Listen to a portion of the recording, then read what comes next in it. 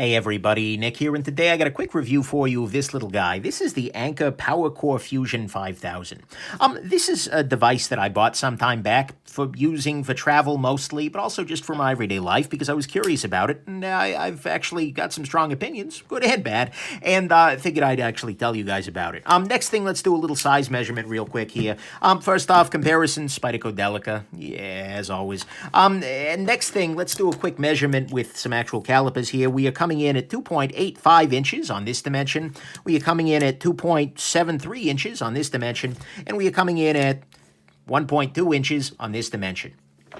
And it is indeed a rectangular prism of some variety or another. So there you go with the rounded edges and whatnot. Then next thing, a quick note on the brand. Anker is actually a brand that I like a lot. They haven't burned me yet, and I use a lot of their stuff, for instance, power cables, power chargers, power banks.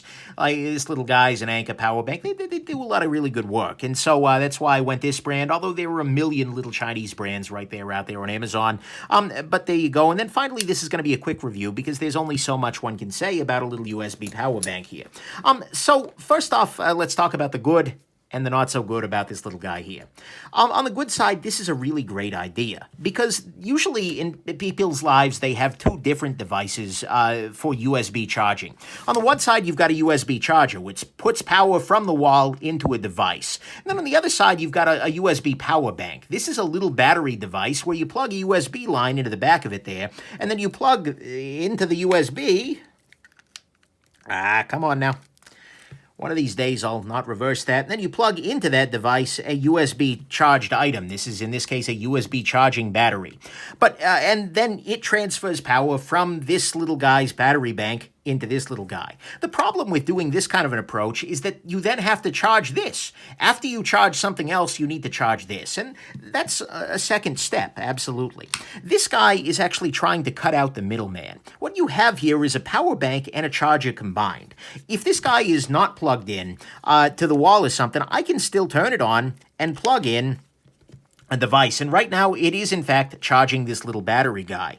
But if I then go and plug this into the wall, it will continue to charge first the attached device, and then it will charge itself. So any power that was taken out of this guy by previous devices will, after the devices attached to it have finished charging, then be transferred back into it. And so that's really, really nice. It's easy to charge because you just plug it in and hit the button, and it can simultaneously charge devices and then afterwards charge itself. That's not simultaneous, but you know what I'm after here.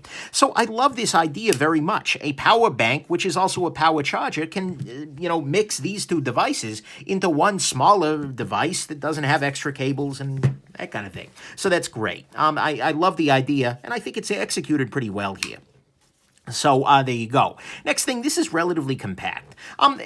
Certainly you can get away with these two power banks here are roughly the same size, by the way. This one is 5,200 milliamp hours. This guy is 5,000. So you can see that it's definitely bigger than it would have been without having the built-in charger here. But that is absolutely a reasonably compact thing still. You can throw this into a backpack or something, absolutely no problem. It offers two ports for a single outlet here. So you can plug this guy into an outlet and charge it just off of the outlet there.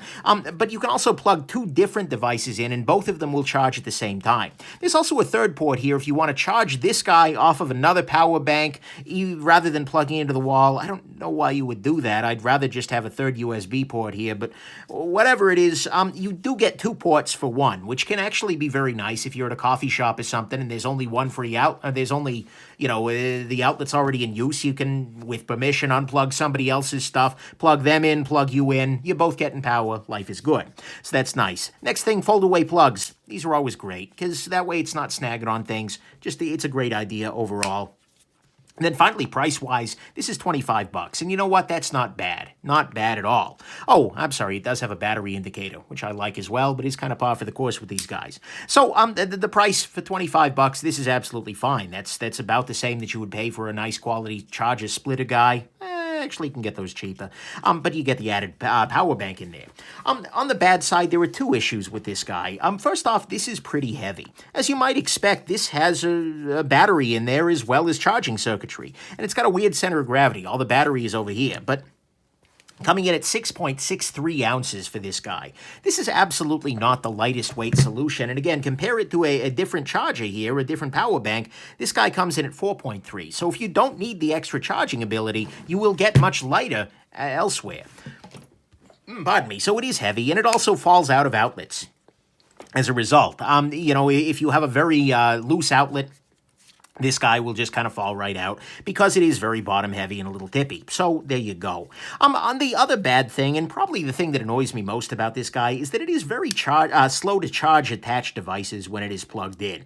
And I say that for a few reasons. To start with, it doesn't support any of the quick charge standards, like the Qualcomm Quick Charge, the Power IQ, any of those things. Those are not supported with this. These are just very basic USB outlets. But the maximum this will charge is 2.1 amps out of the front of this guy.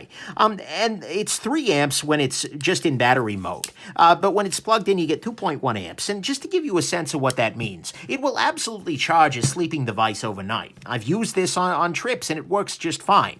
But it's kind of a trickle charge. If you're sitting there, for instance, I was in an airport recently, had this guy plugged into an outlet and was trying to use my phone. It's an iPhone X. It's what I'm filming on right now. But as I was using my phone, it wasn't actually charging. The amount of power being used by my phone at that very moment was about equal to what this guy was putting out. So I wasn't making any progress in terms of, you know, raising my charge, but at the same time, I wasn't losing anything. That's just not super impressive. But if you're looking for a quick charge, if you're looking for a device that you can plug in and get a bunch of power very quickly, this is really not it. This is a very slow charger. Works fine overnight, but that's the big disadvantage here. And so, to me at least, that's what's bad about this, guys. It's not putting out all that much power, which means it's not going to give you a quick charge, and frankly, it won't even keep up with something like a tablet. And it is relatively heavy, so you're not going to want to carry it on a regular basis. Final conclusion on this guy, this is a very nice start. I mean, I love this idea so much, because it means that you're carrying one item instead of two. You don't need a charger and a power bank. Instead, you just carry one thing. And I love the fact that you can just use this as your charger, and then you don't even have to remember to recharge your charger, because that's a really awkward feeling. You're like, hey, I got a power bank, it's okay, and then you realize your power bank's dead because you never recharged it. Here, that's not an issue. You just slap it into an outlet and go. Case freaking closed. And you know what? It does work fine. I use this as my only USB, well, actually, no, I had a backup because, well, there was one is none. But anyways, I used this as my only USB charger during a recent trip, and it worked well. It charged everything overnight. It worked great because you can just, you know, throw this in your pack, flip it on, and then as the plane's in flight, charge your cell phone up. Airplane mode, it does a great job.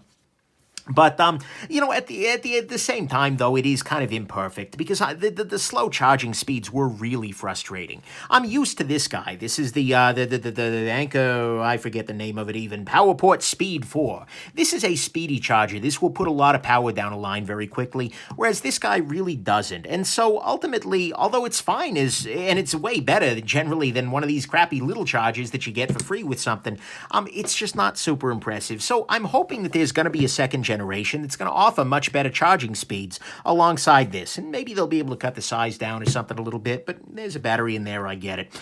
But on the whole, it's still a pretty solid piece of kit, and I hope, especially with a little bit more iteration, that it will turn into something that is a shining gem.